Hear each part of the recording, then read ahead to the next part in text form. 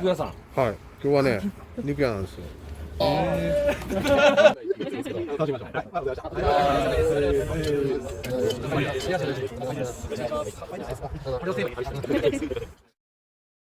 丈夫それ。ちょっと待って、これどのカットがいいか分からんわ。みたいな感じ。それじゃあ、インタビュー。所長これ。あ、所長ですよ。所長ですか？マジで。もう、まっさらすごいな。やばいな。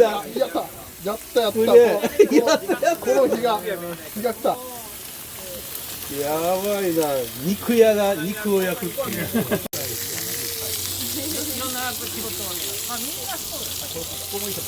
肉に集まる。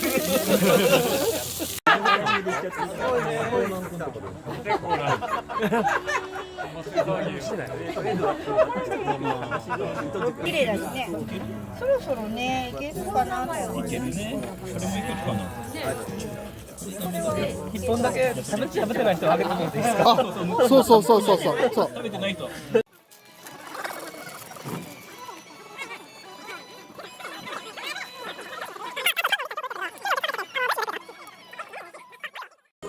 いいですね。動画です。動画です。動画です。やめて動画やめて動画